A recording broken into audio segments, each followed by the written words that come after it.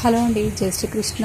చిన్నపిల్లలకి సింగిల్ పీస్తో కాకుండా ఇట్లా కొద్దిగా ఇలా కాంబినేషన్తో కుడితే ప్యాటర్న్ లాగా బాగుంటుందని చెప్పేసి ఇలా కుట్టానండి.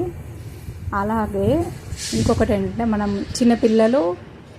చిన్నపిల్లలైనా సరే పెద్దవాళ్ళైనా సరే ఫస్ట్ సన్నగా ఉంటారు. అలానే తర్వాత లావు అయినప్పుడు ఇంకా ఒక్కోసారి చాలా కొత్తగా ఉంటాయండి. 1-2 సార్లు వేసి పక్కన పెట్టడానికి అస్సలు మనసు రాదు ప్యాంట్స్.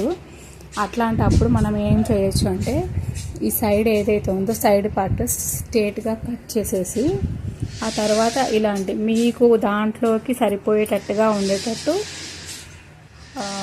ఒక క్లాత్ తీసేసుకొని, ఇది ఎంత పొడవు అయితే ఉందో అంత పొడవు ఇక్కడ ఒక 1/2 ఇంచు లేదా 1 ఇంచ్ ఎక్స్ట్రా తీసుకోవాలి.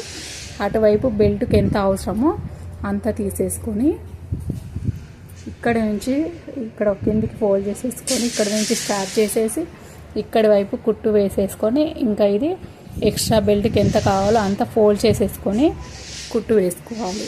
అలానే ఇంకా ఇప్పుడు ఇటు సీదా వైపు కదా, ఇక్కడ నుంచి ఇట్లా కుట్టు వేసేసుకుంటే మనకు ప్యాంట్ రెడీ అవుతుందండి.